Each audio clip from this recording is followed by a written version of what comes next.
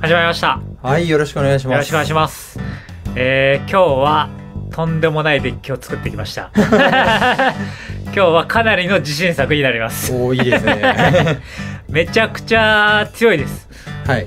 カジュアル帯だと強いです。なるほど。これもうバグってます。でもこれカジュアル帯だとそれやめてくれますみたいなことに。でもちょっといいラインなんですよ。はいはいはい。なんかヘイトをめちゃめちゃ買う動きでもなく、はい、まあしょうがないかっていうなるほど線なんですよ。はい、まあ確かにめっちゃ悪いことしてるわけじゃないしなってなる線なんですよ。で今日の逃走者を一応先に発表させていただきたいんですが、今日は1個前の動画でちょっとやるよって言ってたやつになるんですが、下切りの司令官リシアになります。はい、マルドゥですね。マルドゥス。はい。マルドゥの回がこの1個前におそらく順番的には上がってるはず。はい。先か後かだったら分かんないでごめんなさいなんですが。逆になってるかもしれない。逆になってるかもしれないんですが。で、そこで、気づきまして。はい。あれこいつ面白くねということで。なりまして、こいつをやることになりました。はい。能力を説明する前にイベントの告知していいですか？はい。2月23日にイベントやりますんで、よろしくお願いします。はい、よかったらいらっしゃってください。で、イベントの告知を挟みまして、はい。はい。で、リシアの紹介になるんですが、8マナ。みたいな。でけえ。あれで8マナで、はい。それ何すんのみたいなことなんですが、8マナ44。一気にここからマナコストが安くなります。こいつのコストが、このターンに得たライフ1点につき1少なくなります。なるほど。まあ要は5点ライフ回復していれば、はい、5マナ軽減できるから実質マルドゥの3マナだけで済むと。そうです。いうことですね。そうです。まあ1個前の動画では1マナで5点するゲインするカードがあると言ってましたが、はい、あれは結局採用になりませんでした。まあちょっと専門性がね強すぎるからね。はい、あれはちょっと一応やめたんですが、であと能力が先制反根です。はい。この先制も結構染みます。まあ先制は強いですよ普通に。はい、でなんとここからがびっくりなんですが、ライフを5点まず支払うと。はい。で1ターンに1回しか使えないです。で自分のターンだけしか使えないんですが、はい、こいつの上にカウンターを3個置けます。3個。はい。はい、つまり実質3マナ77先制反根になります。まあそうですね。はい。5点払いますと。まあ5点払って。5点ゲインして。まあでも5点ゲインしてるはずだから、3マナで出してるってことは5点ゲインしてるはずだから差し引き出ると。はい。やばいくないですか？なるほど。とりあえずこいつは化け物です。まあ強いですよね。普通に77先制反根ですからね。そうです。でまずこれ重要なポイントですが、殴りジェネラルを狙いません。狙わない筋にしました。はい。方向のが良かったです。なるほど。これは77の先制反根はとにかく殴ってくんですよ。はい。で77先制反根ですよ。で帰ってきたら10先制反根ですよ。まあ確かに。なんでとにかくライフはゲインして相手がブロックしてもそのクリーチャーってまあ死なないんですよ。まあ先制ついてるから大体接触戦闘じゃ負けないですよね。負けないんですよこいつ。はい。負けないとこにまず殴りに行くじゃないですか。はい。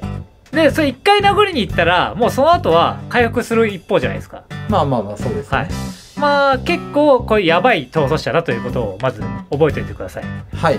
まあ5点ゲインしたら3マーで出せますし、1回死亡して追放されたりしたとしても2コスも軽減できると。はい。逃走者でも軽減できますということですね。はい。というのを踏まえましてどういうプランかと言いますと、最近僕の中で流行ってる反根クリーチャーを並べます。まあ最近よくありますね。反根好きっすよね。これは反根どういうことみたいな、はい、反根は強いということに気づいたんですよ。カジュアルで殴り合いのね場ができるようであれば反根は強いですから。強いです。はい。でこれは本当に正直脳筋のデッキになります。ジェネラル学割と脳筋だからこれは本当に脳筋です。はい。本当にダメージとゲインしかしないんで、まずライラ白山、はい、まあ当然入るじゃないですか。はい。ここら辺は一応割愛させていただくんですが、5マナ55ライフリンクですよ。まあ強い反コンクリチャーということで。強い反コンクリチャー、はい。を、まずいっぱいいますよね。はい。ある程度います。2マナは一応言ってあるんですけど、はい。3マナとかでも4マナとかでもいるんですよ。ある程度。で、反コンクリチャー並べます。はい。で、例えば相性のいいカードで言いますと、ビト。ビト。はい。これは、ゲインしたら、その分、1人対戦相手、ライフを失う。ということで、クリーチャー1体倍になります。ダメージというかライフを失う。いや、核じゃないんですよ。これは核じゃないんですね。核じゃないんですが、まあ、1体だけ一応その倍にしてるというか。ああ、まあ、じゃあ、別のところ殴りに行って自分が回復して、はい。もう、別のところに飛ばせると。そうです。なるほど、なるほど。今何が起きたか分かりますか？今、はい、倍だと思いました。今倍だと思いましたよね。まあ一応倍というか、まあ分割で払えるみたいな感じかなって思ったんですけど。それはね、はい、それが大きな誤解を生んでるんです。なるほど。実はこれ3倍なんですよ。3倍。5点与えて、はい、5点飛ばして、はい、5点ゲインしてるんですよ。ああ、なるほど。これは3倍の効果を得てるんです。まあでもそれは言ったらでも反抗の時点で2倍じゃないですか。それはずるいですよ。そうです。そうです。反抗の時点で2倍なんですよ。ここがミソでして、はい、で例えばこの今白と黒の動きを説明しましたよね。はい。そこに赤の動きを待てるんですね。なるほど。例えば消熱の解放のような3倍エンチャー。はい。これは今の状況で何が起こるか分かりますか？まあダメージが増えるってことは反コンの回復量も増える。で、はい、さらに倍々に増えていってるわけじゃないですか。はい。あ、これちなみにビトはルーズ。ビトはルーズです。あー、ルーズか。ビトはルーズ。そりゃそうです。そりゃそうですよ。ビトはルーズなんですけど、でも極上の地みたいなカードもあれはルーズだと思うんですね。はいはいはい。なんですが、まあそれからはルーズなんですが、でもまあ一応倍になってますよね。すごい数増える。まあ単純に普通だったら回復量は増えないところが、まあ赤で回復量を増やせてるってことですから、まあそこは効果がまあシナジーしてると言ってもいいんじゃないですかね。5点が3倍になったとします。はい。15点です。15点ですね。はい。15点ゲインします。はい。で15点失わせるビトで。ということは5点が45点になりました。まあそうなりますね。相手との差を考えたらそうなりますよね。いや実際そうですよ。そうですよ。うん。これライフゲインっていうのはそういう意味ですよ。わかります。それはすごいですよ。実際そうですよね。反コンって結構こう相手とのライフ差離れていくんで、そうです。強いとは思いますよやっぱり。それで例えば赤で言いますと、はい、カーラックみたいな。あー、なるほど。追加戦闘。はい。これが追加戦闘もまあそうですね。はい。まあ単純に2倍ですかね。2倍ですからね。戦闘回数2倍ですもんね。はい。戦闘回数2倍なんで。はい。やばくないですか？まあそうですよね。やばいです。はい。で今の中ファッティプラスダメージ2倍エンチャー3倍エンチャー並べていくだけです。単純に納金なんで。まあしょうがないですね。はい。で、今の並べてったプランでリシアは適当に出します。まあでも適当にって言っても5点ゲインしないと、5点ゲインというか、まあ何点かライフゲインしないとやっぱ出すのきついんで。そうですね。反コンクリーチャーが並んだ後になるんですね。並んだ後に出てきます。はい。そしたら急に例えばこのリシア3倍で一撃じゃないですかみたいな。そうだよね。リシアマスプロですかみたいな。はい。でしかも先制で3倍で反コンなんで、そこでもゲインイケメンもしててみたいなことになるんですよ。そうですね。はい。今の話を聞いて僕結構やばい話じゃないかと思いませんか？結構いや7の3倍で殴ってくるはやばいんでやめてくださいって感じなんですけど。これはかなりこれカジュアルで許されますかね？まあでも許されそうじゃないですか。まあコンボっちゃコンボですからね。コンボですかね。まあコンボなんですかねこれ。なんていうんですかね。はい。まあ自分が使ってるジェネラルに当たるかがいますけど、まあ当たるかを倍にして殴ると1人死ぬみたいなことでやってること自体は一緒なんで、まあカジュアルで許されるんじゃないですか。かなりカジュアルだと処理に困るというか、反コンどうしようみたいな。まあそうですよね。どっちかっていうと殴り殺すっていうよりは反コンの方が柔らかいかもしれない。反コンどうしようってなるんですよ。はい。これが意外と。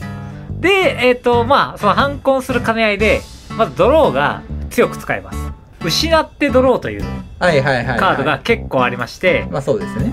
例えば、これはこの動画では初登場なんですが、苦い心理というカードがあるんですが、3マナのソーサリーです。はい。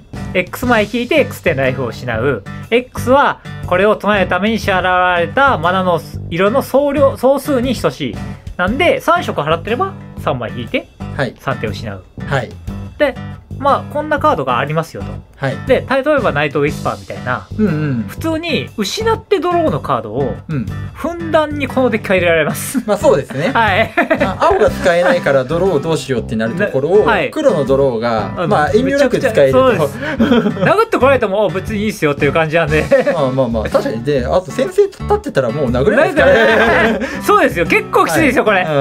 結構きついですよ。55の先生立ってたらブロッカーで立たせてたら癒すからね普通に。あとは殴ってるだけで回復してたら、ライフレースこっちだけ有利になるんですよ。やばくないですか？そうなんですよ。やばいんですよ意外と。今の話だと結構やばくなってこないですか？はい。で一応トゲのある研究ってこれうちの動画で結構よく出てきてるんですが、はい。5マナの黒のインスタントです。はいはいはい。X 枚引いて X 点ライフを失う。X は統率者領域にあるあなたがオーナーである統率者のマナ総量に等しい。はいはいはい。ということは参照系ですね。そうです。ああいいですね。これ8マナですもんね。そうです。5マナでインスタント8枚ドロー。強くないですか？5マナ8枚ドローか。はい。まあ青もびっくりだ。貼っておっしゃいますけど。まあ。これ強く使えます。はい。まあ普通に闘争者だとね8点なんて安いもんですから。安いもんですから。で一応フィニッシュのお話になってくるんですが、はい、すごく強く使えるカードっていうのがありまして、はい、なんとチャンドラの火の目覚め。まあこのタイプですよね。はい。これまあ一応調べていただきまして、何種類か、はい、ありました。はい。インスタントもありました。うん、顔には飛ばないんですが、まあまあまあ、はい、しょうがない。はい、アッシュが3枚ぐらいありました。はい。これがなんとチャンドラの火の目覚めを、はい、リシア対象に打ちます。はい。そうすると7点オールが全体に飛んでいきます。7点じゃ済まないかもしれないですけど、まあそうですね。10かもしれないし、13かもしれない。ですが、それが飛んでった先のところにダメージがクリーチャーに入って、でプレイヤーにも入って、はい、そのかけるその数分ライフをゲインするという、そうなんですよね。これダメージの発生源クリーチャーになるタイプの火力になるんで、はい、ハンコンがちゃんと機能すると。やばいですよねこれ。やばいんですよ。この間使ったら107対、はい、10対10対10みたいな状況になってまあなりますよね実際。とんでもないことが起きましたよ。でこっちはリシアいますから、はい、とんでもない状況になったんですが、これ結構何枚かあります。はい、あとフィニッシュ手段としていいカードがですね、これはマルドゥの特権なんですが、破滅の根本原理。まあ通ったら勝ちますよね。通ったら勝ちます。はい。対戦相手がコントロールしている土地内パーマネントすべて破壊です。うん。これ破壊したらもう何も残らなくて相手は、はい、こっちはハンコンクリーチャーとバイエンチャントがあって、まあでかいクリーチャーたちいるはずですからね。はい。これ通ったらほぼ勝ってます。まあそうですよね。はい。盤面がなんかそう停滞してきた、はい、盤面で打つとほぼゲームが決まります。なんかハンコンクリーチャー立たせてたら、はい、単純に膠着しそうですからね。そうですから、はい。もう相手がどうしようってなってるところで打ったらもう終わりです。確かに勝ちそう。畳みます多分。はい。で一応面白カード2枚だけご紹介させていただきたいんですが、はい、まず敵対するものオムニクシリス。犠牲するやつですか？そうです、犠牲するやつです。はいはいはいはい。これスタンダードにもういないかもういませんけど、ちょっと押してます。はい。がちょっと前のカードですが、これが犠牲で唱えるとコピーが出てくるってやつなんですが、はい、まあプラス1マイナスにはまあ知ってる人は知ってる人で、とりあえず忘れていただきたいんですが、はい、こいつはなんとコピー犠牲で払うと、例えばリシャを犠牲で払いますと、はい、7とかで多いで打ててくるんですね。はいはいはい、なるほど。ってことは犠牲 X の X って何になる？パワー参照です。パワー参照なんですよ、はい、中精度が、はいはい、パワー参照なので7で中精度が出てくると、はい、ちょっといきなり奥義が打てます。なるほど。はい。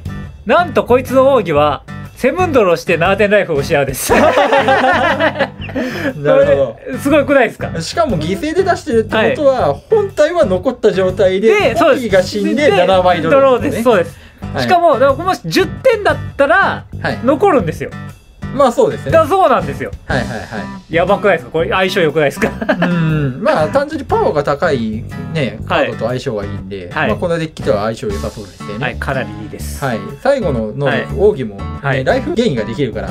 大体スタンとかだと相手に引かせて7点をしらせて終わりみたいな、まあフィニッシュプランとしてねこともありえるんですけど、赤黒だとそうなりがちですよね。はい。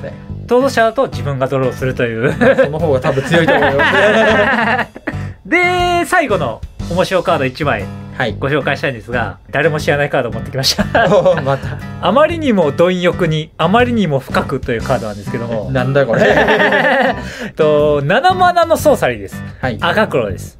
墓地にあるクリーチャーカード1枚対象とします、はい、それをあなたのコントロール下で戦場に出します、はい、リアニです。リアニ。そのクリーチャーはそれでない各クリーチャーにそれぞれそれのパワーに等しい点数のダメージを与える。おーすごいですね。リアニのチャンドラ火の目覚め、これプレイヤーにも飛ぶんですか？飛ばないです。プレイヤー飛ばない。はい。なるほど。がありました。ああすごいですね。でも赤黒でこんなことできるんだ。そうなんです。こんなのあったっていう。はいはい。じゃあ例えばですけどライラがまあ仮に除去されて墓地に落ちましたっていう時にこれ打つとライラが戻ってきて反抗5点をみんなにばらまけて。そうです。やばくないですかこれ。これなんかいきなりライフね、なんかとんでもない。やばい盤面なんもなくて、やばいライフも全然ないよって状況からいきなりなんか全部ひっくり返ったんだなみたいな。なりえます。はい。だからこのデッキはめちゃくちゃ強いです。はい。まあこういうのも怖いですよね。1枚あるだけで。しかもこのミソなのが魔王戦になりづらいんですよ。そうですね。これ一見強そうに見えないんですよ、これ。まあ強いですよ。で、ライフゲインしてるだけなんですよ。はいはいはい。でも殴ってるだけなんですよ。まあまあまあ。はい。なんとかできそうじゃないですか。結構出せばなんとかなるかみたいな。マジックプレイヤーライフ軽視しがちですからね。ライフ削ってライフゲインしてるだけだと、まあいいかってなるんですよ。別に勝つわけじゃないしなみたいな。そうそう。にというところに目をつけました。はいはいはい。だからヘイトも結構買いづらく、でもどうやって処理していいか分かんないというまあまあまあそうですね。結構面白いデッキになったんじゃないかなと、いうことになるんですが、いかがだったでしょうかこのデッキ。やっぱ、白黒のハンコを赤のダメージ源で飛ばせっていう、このなんかちょっと珍しい戦術としてはそうですよね、なかなかないですよね。これはかなり革命的にこいつを発掘してきたことによって生み出されたマルデってからは除去が強いからどちらかというと除去系のデッキに、なったりもするんですけど、どちらかというと攻撃にめちゃくちゃ寄ったそうですよね、感じになりましたね。防御にも特化してるという、まあでもそれに付随して全体除去もう何枚かね、あるっていう、これよくできてないですか？すごいですよね。これはかなりいいおすすめのデッキになりますんで、高評価、80いきましたら公開させていただきますんで、高評価をお願いします。よろしくお願いします。あとチャンネル登録もお願いします。こいつに入りそうなハンコンダメージ倍化、ダメージ倍化もいいか、ダメージ倍化大体知ってんじゃないかハンコンも大体知ってるんですよ。でもまあハンコンだけだったらいろいろあるから、まあライフゲインと相性いいカードとかしておきますね。じゃあコメントお願いします。あとなんか未来の見てる方にお願いしたいことがありまして、なるほど。ハイプっていう機能ができるようになります今後。それをできましたらできる方は見ててできる方はお願いします。お願いします。じゃあ今回の動画は以上になります。おしまい。